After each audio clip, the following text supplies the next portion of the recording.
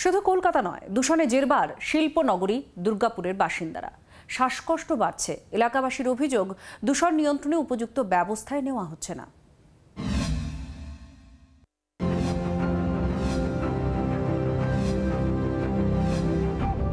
মারাত্মক বায়ু দূষণের জেরে জেরবার দিল্লি।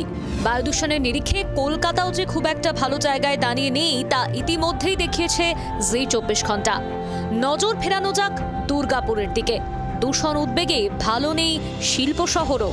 দুর্গাপুর নগর নিগমের 23, 24, 27, 28, 29, 36, 37, 38 নম্বর ওয়ার্ডের সগরভাঙা, অঙ্গদপুর, বামুননাড়া, খয়রাশোল শিল্প তালুকে দূষণের মাত্রা বেশি।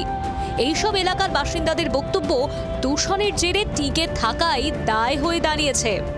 এখানে থাকা খুব মুশকিল হয়ে উঠেছে এখন মানুষের পক্ষে।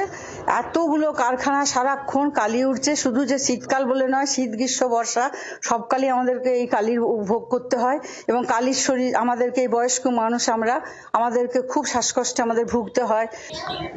খুবই দূষণ। আমরা চটি ছাড়া পায়ে চলতে পারি না। রান্নাঘরে আমরা যে থালা বাসন একটু খাওয়া দাওয়া করবো, তাও বারবার বাসনে জল না ধুয়ে পরে আমরা খেতেই পারি না থালাটা। আর গাছপাতাই তো একদম কালিতে ভরে থাকে। বয়স্কদের সব শ্বাসকষ্ট, বাচ্চাদেরও শ্বাসকষ্ট হয়, তাই ইনহেলার নিতে হয়। বৃহস্পতিবার দুপুর 1টায় দুর্গাপুরে বাতাসের গুণগত মান 127, যা সংবেদনশীলদের জন্য অস্বাস্থ্যকর হিসেবেই বিবেচিত হয়। রাতে বায়ুর গুণগত মান খারাপ হতে থাকে দুর্গাপুরে।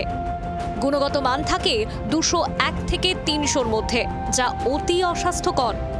বুধবার রাত 8টা 5 মিনিটে বায়ুর গুণগত মান ছিল 218, যা অতি অস্বাস্থ্যকর। মঙ্গলবার রাত 2টোয় দুর্গাপুরে বায়ুর গুণগত মান ছিল 266, যা অতি অস্বাস্থ্যকর।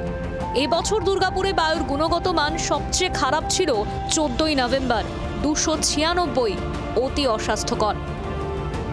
বায়ু দূষণের উৎস কি?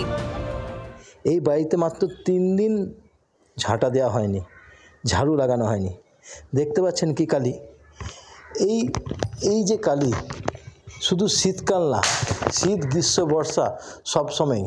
তবে শীতের সময় এই নভেম্বর মাস ঢোকার পর থেকে কিন্তু এর পরিমাণ বাড়ে। এই যে পলিউশন দুর্গাপুরের সর্বত্র। দুর্গাপুর বাসিন্দাদের একাংশের অভিযোগ, দূষণ নিয়ন্ত্রণে উপযুক্ত ব্যবস্থা নেওয়া হচ্ছে না। যদিও দুর্গাপুর আঞ্চলিক কার্যালয়ের চিফ ইঞ্জিনিয়ার অরূপ কুমার দে দাবি করেছেন, দূষণ নিয়ন্ত্রণে পর্ষদ নজরদারি চালাচ্ছে। তার দাবি, আগের থেকে অনেকটাই কমেছে বায়ু দূষণ। দুর্গাপুর থেকে চিত্তরঞ্জন দাসের রিপোর্ট, জি24 ঘন্টা। বাংলার আওয়াজ, বাঙালির আবেগ, জি24 ঘন্টা।